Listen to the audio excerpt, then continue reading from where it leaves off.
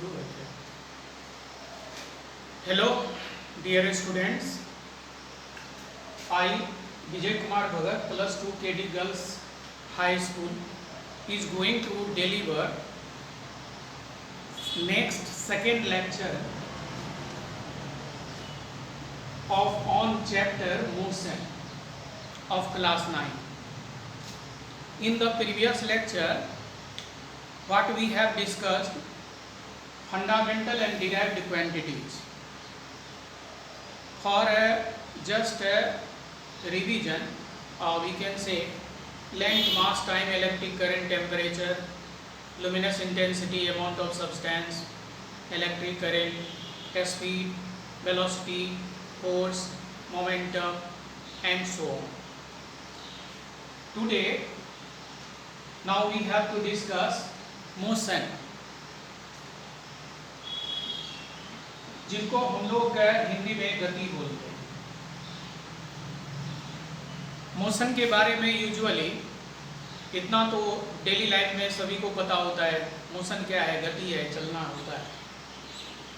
लेकिन ये चैप्टर को कंसेप्चुअल वे में कैसे स्टडी करें। सबसे पहले मोशन को डिस्कस करने के पहले ये जानना पड़ेगा कि मोशन जिनमें नहीं है उनको क्या कहते हैं, रेस्ट एंड मोशन। तो to start the chapter, at first we have to define what is rest. Rest क्या है? अगर दो ऑब्जेक्ट्स हैं हमारे पास, सपोज ये first marker and second marker, और दोनों मार्कर के बीच का पोजीशन, डिस्टेंस नहीं बदलता हो, तो ये second marker will be termed as in rest with respect to first, and first will also be termed as in rest with respect to second. यानी रेस्ट एंड मोशन स्टडी करने के लिए in the universe, in the space, we need at least कम से कम दो objects होना चाहिए। और अगर एक सिंगल ऑब्जेक्ट्स रहेगा तो एक सिंगल ऑब्जेक्ट ही अगर यूनिवर्स में रहे, ये कहाँ चला गया वगैरह, तो इसका पोजीशन डिस्कस करने के लिए दूसरा ऑब्जेक्ट है नहीं, तो फिर ना रेस्ट टर्म एक्सप्लेन होगा ना मोशन होगा। So, to define rest and motion, we need always an object for reference. उसको बोलते हैं रेफरेंस, जो ऑब्जेक्ट से दूसरे ऑब्जेक्ट का रेस्ट एंड मोशन स्टडी करते हैं, वो पहले वाले ऑब्जेक्ट का नाम देते हैं रेफरेंस। तो पहला इसमें ये दिखा रहे हैं कि इफ है the position or distance between two objects are not changing, then one object, any one object is said to be in rest with respect to another, जिसको हिंदी में बोलेंगे अगर दो ऑब्जेक्ट्स है और दोनों ऑब्जेक्ट्स के बीच का पोजीशन, स्थिति, डिस्टेंस, दूरी नहीं बदलता है, तो उन दोनों में से किसी एक को दूसरे के रिस्पेक्ट में रेस्ट में कहा जा सकता है। एक एग्जाम्पल में इसको ऐसे दिखा सकते हैं।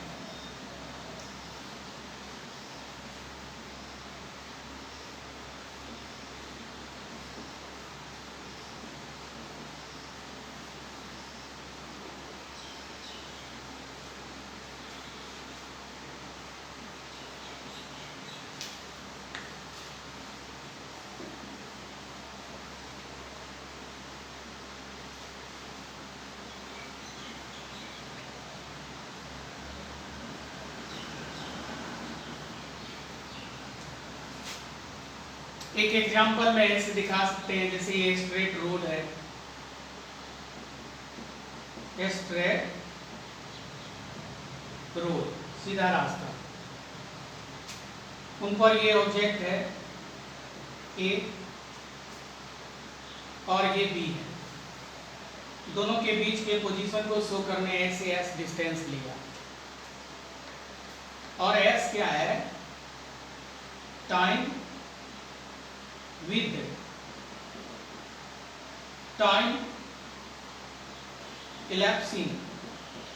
टाइम इलैप्सिंग का मतलब होता है समय बीतता जा रहा है, समय चलता जा रहा है, बट विद टाइम इलैप्सिंग एस, ये कांस्टेंट है, नहीं बदल रहा है दोनों के बीच। ऐसा हो सकता है कि ये दोनों ऑब्जेक्ट एक ही साथ भागे, लेकिन दोनों के बीच का डिस्टेंस नहीं बदल रहा, दोनों एक साथ भागे, ये पेयर में इधर उधर जाए, लेकिन दोनों के बीच का डिस्टेंस नहीं बदल रहा है। तो इन दोनों के लिए क्या कहेंगे, then A is in rest, ये WRT थोड़ा शॉर्ट फॉर्म लगा रहे हैं with respect to B, and B is in rest with respect to A. तो फिर रेस्ट में, जैसे अब इसको थोड़ा सा एडवांस में हम बता रहे हैं कि क्लास 11 में क्या करते हैं हम लोग, जो बॉडी रेस्ट में कंसीडर किया जाता है ना, उस बॉडी को के सेंटर को ओरिजिन मान के इधर ड्रॉ कर लेते हैं, एक्स एक्सिस, ऊपर वाई, आउटवर्ड डायरेक्शन में जेड, ओरिजिन मान के जो रेस्ट में है। और दूसरा बॉडी अगर रेस्ट में है या चल रहा है, तो दूसरा बॉडी के चलने पोजीशन चेंज को एक्स वाई जेड कोऑर्डिनेट के हेल्प से 3 कोऑर्डिनेट्स में डिस्कस करते हैं, change in X, change in Y, change in Z. तो ये 3 एक्सिस जो है एक्स वाई और ऐसे बाहर की तरफ जो जेड होगा, उनसे एक फ्रेम बनता है, फ्रेम समझ ही रहे, फोटो फ्रेम की तरह। तो ये फ्रेम का नाम पड़ जाता है रेफरेंस फ्रेम, वहाँ पर क्लास 11 में।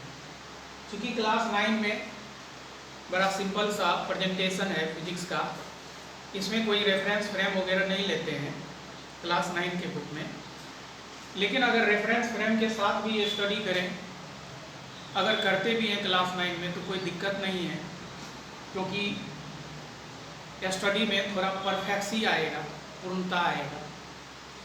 तो हमने रेफरेंस फ्रेम का मीनिंग बताया, क्या मीनिंग है।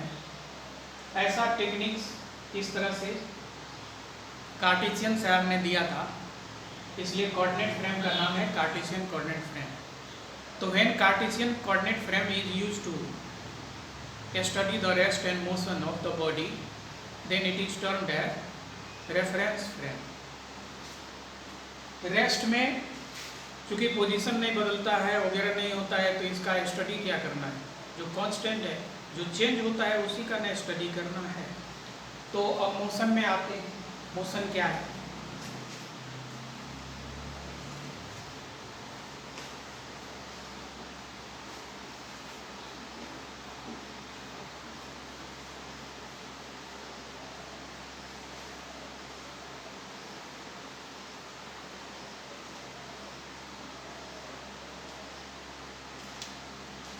नाउ मोशन, इसको अब कैसे बताएंगे। तो ऐसे ये स्ट्रेट रोड है,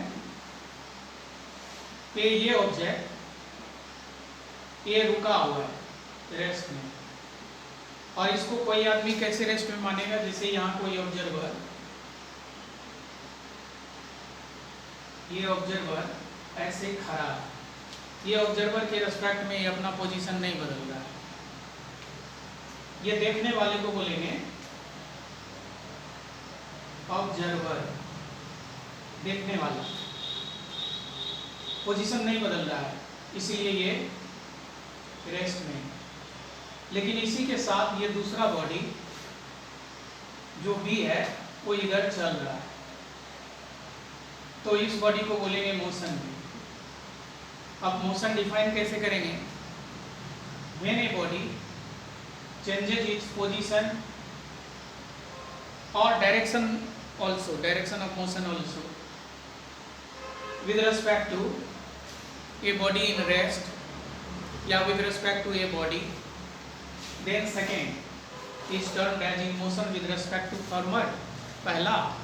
और उल्टा भी हो सकता है, इसको भी माना जा सकता है इसके रेस्पेक्ट में मोशन है, क्योंकि दो ऑब्जेक्ट के बीच पोजीशन चेंज हो रहा है, तो ये नहीं है कि दूसरा ही मोशन में है, दूसरा पहले के रेस्पेक्ट में, पहला दूसरे के रेस्पेक्ट में।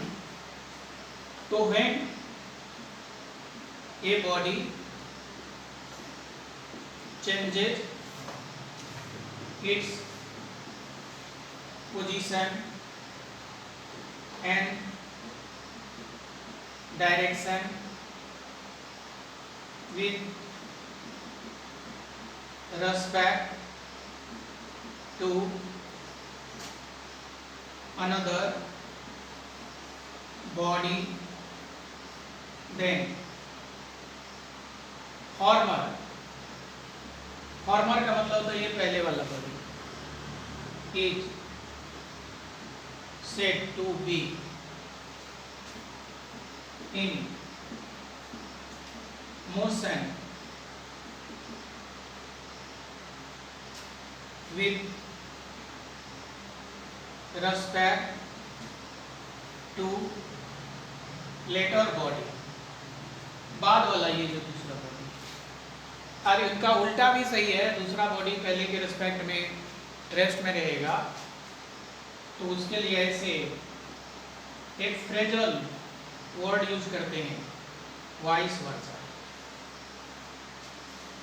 मोशन का ये डिफिनेशन हुआ। मोशन समझने में 9th क्लास के बच्चे को दिक्कत नहीं है, रेस्ट एंड मोशन वो पहले से ऑलरेडी समझा हुआ। ये हम लिख रहे थे जस्ट एक प्रेजेंटेशन के लिए, प्रेजेंटेशन कैसे बनाएंगे, कैसे लिखेंगे, उनके लिए दिखाया। अब मोशन का टाइप्स की बात आती है, कितने तरह का मोशन हो सकता है।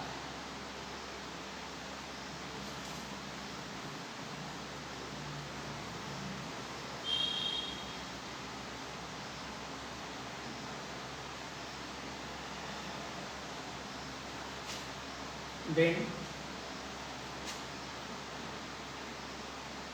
types of motion, मोशन 3 तरह का होता है। ट्रांसलेटरी मोशन सेकेंड टाइप है, रोटेटरी मोशन थर्ड टाइप है, वाइब्रेटरी मोशन। ट्रांसलेटरी का मतलब होता है दो ऑब्जेक्ट है, दोनों ऑब्जेक्ट के बीच का पोजीशन बदल रहा है। जैसे इसमें हम दिखा रहे हैं, ये बॉडी है, ये बी बॉडी है, दोनों के बीच का एस इंक्रीजिंग है, बढ़ रहा है। या कोई भी बॉडी, जैसे यहाँ एक बॉडी रुका हुआ है, दूसरा बॉडी ऐसे जा रहा है, ये टेढ़ा मेढ़ा रास्ता पे चल रहा है, यहाँ भी पोजीशन बदल रहा है।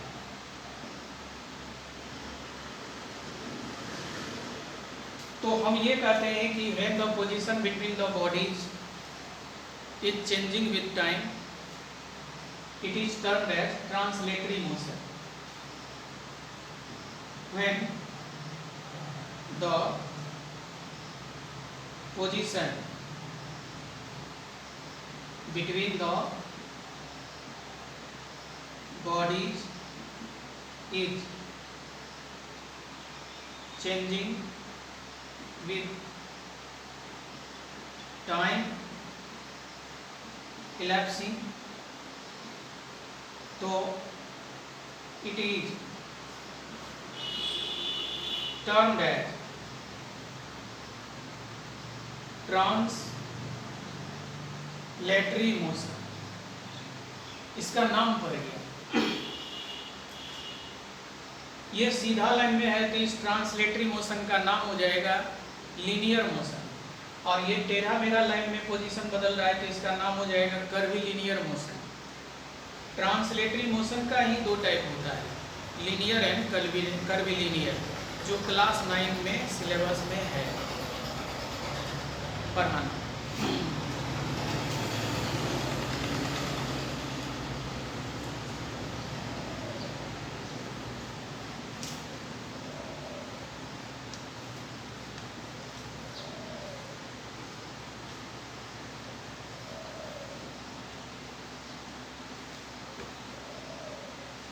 तो इसमें ट्रांसलेटरी मोशन का दो टाइप हम लोग लिख लेते हैं, लीनियर मोशन और कर्वी लीनियर मोशन, जो तुम लोग पढ़ोगे क्लास 9 में। रोटेटरी मोशन क्या है? यहाँ एक ऑब्जेक्ट सेंटर में फिक्स रहता है और इसके चारों ओर दूसरा ऑब्जेक्ट ऐसे घूमता रहता है, ऐसे। देखो ये वाला ऑब्जेक्ट का यहाँ से डिस्टेंस नहीं बदलता है, लेकिन डायरेक्शन जाने का ऑब्जेक्ट का बदल रहा है। इसको रोटेटरी बोलते हैं। इसमें सर्कुलर मोशन है, वो भी हम लोगों के क्लास 9 में स्टडी करना है, 11th में भी करना है। तो रोटेटरी मोशन में क्या है कि व्हेन ए बॉडी मूव्स, चलता है, around a body, then former body, पहले वाला body, former body is said to be in circular motion. हम बच्चे ये बता दें, रोटेटरी मोशन का एक एग्जाम्पल है सर्कुलर मोशन। क्लास 11 में रोटेशन एक बड़ा हैवी चैप्टर है, मतलब हैवी करके हम डराने रहे हैं कि बड़ा भारी चैप्टर है। थोड़ा उसमें ज़्यादा कंसेप्ट्स है, ज़्यादा प्रिकॉशंस के साथ पढ़ना होता है। सिलेबस थोड़ा अदर चैप्टर से बड़ा है। तो क्लास 9 में ये दो मोशन, लीनियर सर्कुलर ही मोशन चैप्टर में डिस्कस करना है। लेकिन मोशन और भी है, वाइब्रेटरी,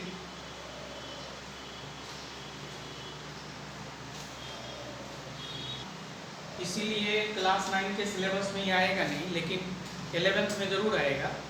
तो थोड़ा जल्दी में डिस्कस करते हैं। वाइब्रेटरी मोशन में क्या होता है, बॉडी अपने एक फिक्स पोजीशन से आगे पीछे ऐसे जाते रहता है। आगे पीछे जाना को टू एंड फ्रो बोलते हैं, टू एंड फ्रो, आगे पीछे जाना, या बैक एंड फोर्थ भी बोलते हैं। तुम लोगों को ये सीन पता ही होगा, वाइब्रेशन है, ऐसे ऐसे चलना। ये जो पोजीशन है ये कहलाता है मीन पोजीशन। तो वाइब्रेटरी मोशन का डेफिनेशन हो जाता है, if a body moves to and fro, आगे पीछे, अबाउट ए फिक्स्ड पोजीशन, जिसका नाम हो जाता है मीन पोजीशन। तो motion is said to be vibratory, उसको बोलते हैं वाइब्रेटरी मोशन का भी टाइप होता है, जैसे सिंपल वाइब्रेटरी होता है तो सिंपल हार्मोनिक मोशन चैप्टर आएगा 11th में, या उनके आगे अगर सिंपल नहीं है तो कम्प्लेक्स होगा, लेकिन ये 11th में है, वाइब्रेटरी इसमें नहीं है। तो स्टूडेंट्स हम लोग नेक्स्ट लेक्चर 3rd में इनका motion related terms, distance, displacement, speed, velocity, acceleration को स्टडी करेंगे, ग्राफ्स, फार्मूला से क्वेश्चंस बनाएंगे। बस हमारे चैप्टर में इतना करना है, वाइब्रेटरी नहीं है। जो स्टूडेंट्स फर्स्ट टाइम व्यूअर है, ऑब्जर्वर है, वॉचर है, देखने वाला है, वो इसको प्लीज़ सब्सक्राइब कर लीजिए, क्योंकि टाइम टू टाइम 2-4 दिन पे हम लेक्चर क्लास 9 का देते रहेंगे। सब्सक्रिप्शन लेने पर वो लेक्चर आपके ऑटोमेटिकली आपके मोबाइल में आ जाएगा, आपको वार्निंग मिल जाएगी, आप उनको देख सकते हैं। और कोई अगर सजेशंस देना हो तो कमेंट बॉक्स में जाकर के ज़रूर दीजिए suggestions. So then till then take care, good bye, thank you.